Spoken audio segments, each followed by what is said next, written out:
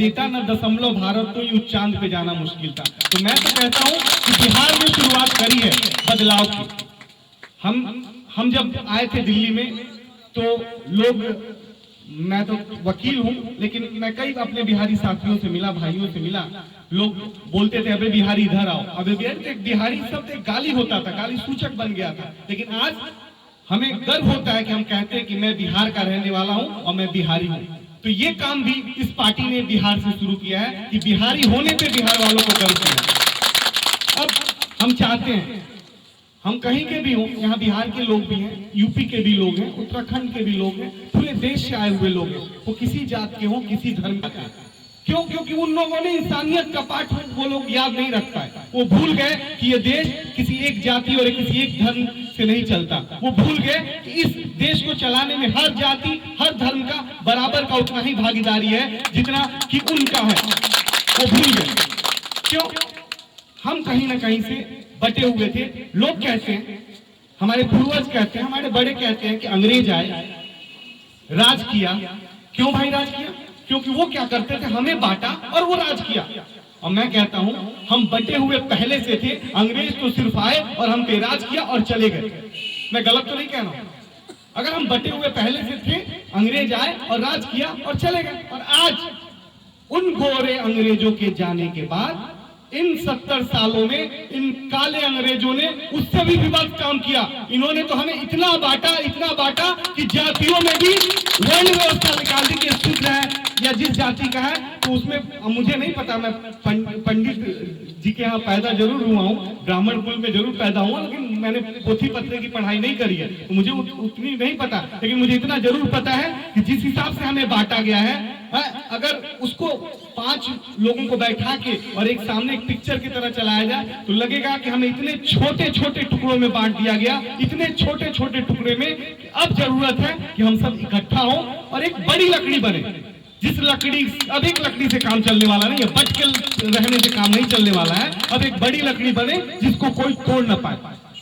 आज 60 सालों में किसी की भी सरकार रही हो, मैं नाम नहीं लेना चाहता, परिवारवाद बढ़ा है वो भी मैं नाम नहीं लेना चाहता, लेकिन हम सब भी इसके लिए कसूरवार हैं।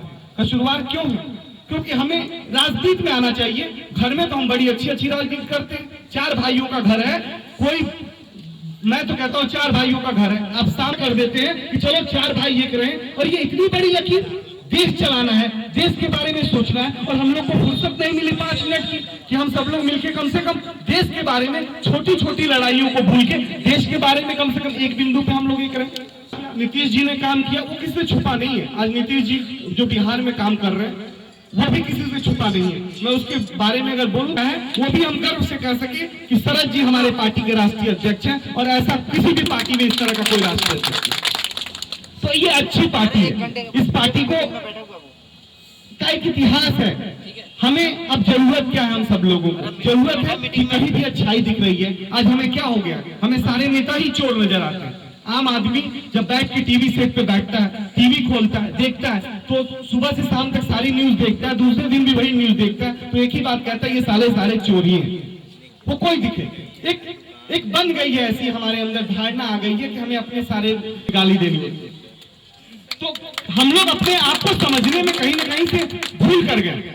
अब जरूरी क्या है? हम भी आदर्श जुड़ रहे थे। हमारे पार्टी के प्रधान महासचिव केसी त्यागी जी हैं, यहाँ विदुरी जी हैं, और आपके सौभाग्य है कि हमारे इस क्षेत्र के विदुरी जी हैं, और वो राष्ट्रीय सचिव हैं। तो सब लोग अच्छा, मैं जब काम कर रहा था तो मैं गया, मुझे भी सब लोग, सारे नेता चोर नजर आते थे। मैं भी ऐसा नौजवान था, मुझे लगता था कि इस देश का भला नहीं होगा जब कोई युवा इकट्ठा होता है, उसको इकट्ठा भी नहीं होने दिया जाता है। कुछ अच्छा काम कोई करना चाहता है, उसको अच्छा काम भी नहीं करने दिया जाता है। तो हम भी गए, हम देखे, हमने भगत सिंह, राजगुरु, सुखदेव, हम इनसे काफी प्रभावित थे। हम सुभाष चंद्र बोस जी से काफी प्रभावित थे। हमने गांधी को जाना, पढ़ा तो जरूर था, लेकिन गांधी को उतनी विस्तृत तरीके से जाना नहीं था। जब हम इस पार्टी में गए और हम पार्टी के नेताओं से मिले, खासतौर से केसी त्यागी जी ने, तो उनको मैंने देखा, तो मैं पहली बार देखा कि भगत सिंह भी आज जिंदा है, राजगुरु भी है, सुखदेव भी है, और वो आज गांधी के रूप में और चाहता है कि इस देश में परिवर्तन हो, बदलाव।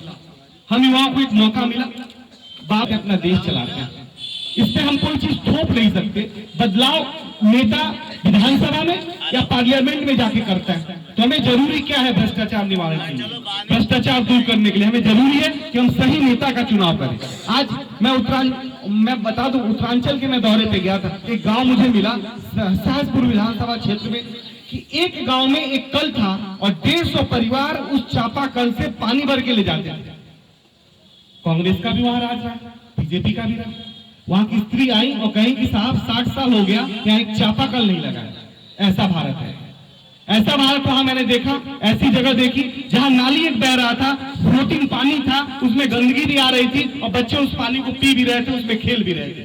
ऐसा भी गांव देखा। ये उत्तरांचल बगल का, मैं विधानसभा चुनाव में भी दौरा कर रहा था। देख, ये स्थिति के लिए जिम्मेदार कौन है? आखिर कौन इसके लिए जिम्मेदार है? हम अगर कहें कि आप जिम्मेदार हो, आप कहो कि ये नेता जिम्मेदार है, हमें तो लगा दो, जो दे सकते हो दे दो, आरक्षण दे दो, क्योंकि आरक्षण लेके तो चाटेगा नहीं। लेकिन जो धार्मिक, हर धर्म, हर संप्रदाय और हर जाति के लोग कुछ अमीर हैं, उसका फायदा उन अमीरों तक पहुंचता है। तो इससे देश नहीं बदलने वाला। अगर देश तब बदलेगा जब हम और आप उठ के ये प्रण लें कि एक तो हम अपने बच्चे को जरूर शिक्षित करेंगे, उसे स्कूल जरूर भेजेंगे, उसको जरूर पढ़ाएंगे और खुद अपना 1 घंटा या 2 घंटा प्रतिदिन समय उस बच्चे के देख रेख में देंगे। क्यों? कभी कभी 2 थप्पड़ भी लगा देती है। तो हमें अपने घर से शुरुआत करनी होगी। उनके बाद वो सारे बड़े बड़े पोस्ट पे रहे और उन लोगों ने सबसे पहला काम किया कि जो विश्वविद्यालय में शासन के चुनाव होते हैं उन पे बैन लगाई। यानी जिस गली मोहल्ले से निकल के जो व्यक्ति आया और शीर्ष पे पहुंचा, सब यूपी में होती है। अब सारे प्रदेशों में देख लीजिए कि जो छात्र जीवन से राजनीति के लिए लोग आते थे, वो एक पौध जो थी उसको बंद कर दी गई।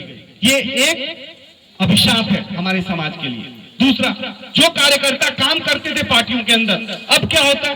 पार्टियां उनको टिकट देने के बजाय पार्टियां उन लोगों को टिकट देती है, पूछती है कि भैया तुम किस जाति के हो, फिर किस धर्म के हो और तुम कितना खर्च कर सकते हो। एक दूसरी व्यवस्था पूरी पॉलिटिकल पार्टियों में ये पनपन, इसके वजह से भी देश जो है और पीछे चला गया। तीसरी, उन लोगों ने क्या इल्जाम लगाया, कहा कि ये जनता जो है दारू पी के वोट देती है, ये जनता पैसा लेके वोट देती है, इसको अच्छे बुरे का ज्ञान नहीं है। आज बिकेगा, ये देश बिकेगा, फिर ये राष्ट्र गिरवी हो जाएगा। और आज यही तो हुआ है 60 सालों में, हम सब बिक गए। थाने में चले जाइए, सिस्टम, हम अभी कल देख रहा था, गली गली में चोर, एक मूवी आई है, उसमें सिस्टम की दुर्दशा दिखाई गई है। वो एक थप्पड़ खींच के लास्ट में मारता है मंत्री जी को और कहता है कि भाई माफ करिएगा, ये थप्पड़ आपको नहीं मार रहे हैं, हम व्यवस्था को मार रहे हैं। और यही गलती अन्ना जी से हो गई, यही गलती रामदेव जी से हो गई। ये जनता जो उनके साथ खड़ी थी वो व्यवस्था परिवर्तन चाहती थी, वो भ्रष्टाचार दूर करना नहीं चाहती, वो भ्रष्टाचार के खिलाफ लड़ाई लड़ना चाहती थी और चाहती थी कि ये व्यवस्था परिवर्तन हो ताकि फिर कोई चोर हमारा पहरेदार न बन पाए। नहीं है कि विकास होना चाहिए, जिसको गली मोहल्ले में लोग नहीं दिखते उन लोगों को जाति, धर्म और क्या कहते हैं वर्ण व्यवस्था के आधार पर देखता है। तो ऐसे लोगों को भी तो इस देश से छुटकारा मिलना चाहिए। आज हम आपसे वोट मांगने नहीं आए, आज तो मैं धन्यवाद देने आया हूँ रविशंकर सिंह बागी जी को कि भाई कम से कम इस तरह की एक चर्चा हम लोग के बीच आपस में हो रही है, इससे राजनीति का कोई लेना देना नहीं है। ये एक चर्चा है, हम एक दूसरे से कर रहे हैं, कम से कम समझे तो, हमारा मस्तिष्क तो खुले कि इस देश में हो क्या रहा है। जो भूल हमारे लोगों ने कर दी है, उस भूल को तो हम लोग सुधार देखना चाहता हूँ। वो चीफ जस्टिस का कोर्ट देखना चाहता हूँ। मुझे दूर से बताया गया कि भाई साहब यहाँ इस तरह की कोई ऐसी चीज नहीं है कि हम लोग नहीं जानते कौन भगत सिंह, कौन राजगुरु, कौन सुखदेव। ये एक हमारा छोटा भाई है, उसने ये भुला दिया, उसको नहीं पता, उसे जिन्ना सा इतिहास है। और हमारा इतिहास कई सौ ने दिल लुटाए हैं चमन में आसियां अपना, ये सोचते हुए हमें सबको राजनीति में आना। और मैं इस बात के आह्वान करने आपके बीच आया हूं। दूसरी बात मैं कह के अपनी बात समाप्त करूंगा कि हम चाहे किसी भी धर्म के हो, किसी भी जाति के हो, किसी भी मजहब के हो, अब समय आ गया है कि इस जय हिंद, हिंद बड़ा है, उसकी जय करने में न किसी मुसलमान भाई को दिक्कत है, न किसी हिंदू भाई को दिक्कत है, न किसी सिख भाई को दिक्कत है, न किसी ईसाई भाई को दिक्कत है। तो हम जय हिंद के मुद्दे पे हम सब लोग एक हो जाएं और एक होके उन कमर तोड़ दें उन बेईमानों का, जो बेईमान हमें गलत रास्ता दिखाते हैं, जो बेईमान हमें गलत दिशा देते हैं, जो बेईमान हमें गलत तरफ लेके जाते हैं। उन सबको एक जोड़ के उस सिस्टम पे एक तमाचा जड़ दें जब मौका मिले, और वो तमाचा आपका समय आएगा, वोट के माध्यम से आप जड़ सकते हैं।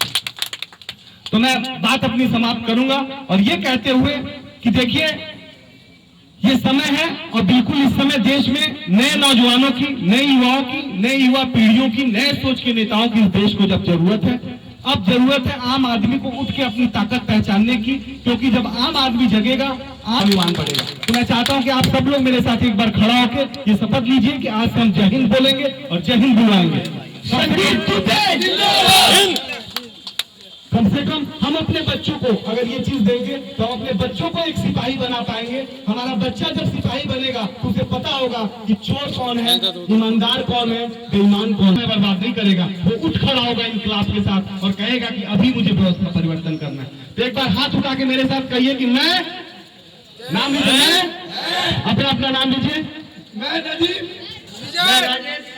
ये शपथ लेता हूँ कि आज से नहीं है। या तो सब लोग अपना हाथ उठाएं जिसे इस मुल्क से प्यार है और ये शपथ ले कि मैं पीछे भी बोलो भैया, मैं यह शपथ लेता हूँ कि आज से घर हो या घर के बाहर आपसी अभिवादन में जय हिंद बोलूंगा, जय हिंद बुलवाऊंगा, जय हिंद, जय हिंद, जय हिंद,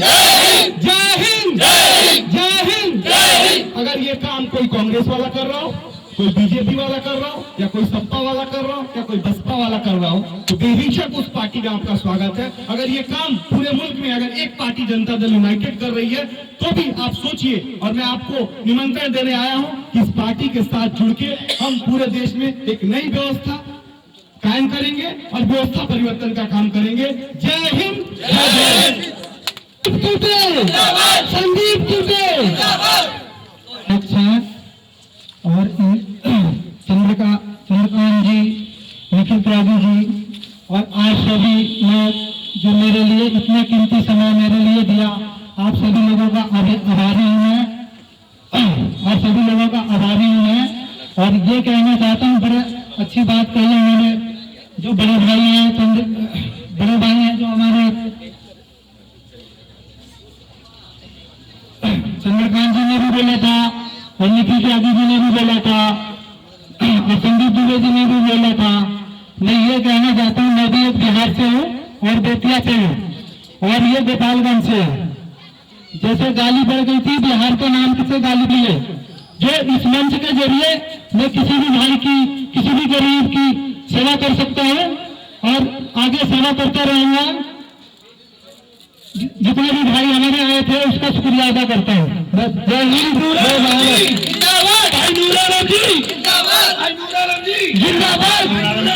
जिंदाबाद। नीतीश जी, चंद्रकांत जी और हमारे संदीप दुबे जी, हम पूरी कॉलोनी वासी इनके आभारी हैं। बहुत अच्छा बोले और हमें सचेत किया।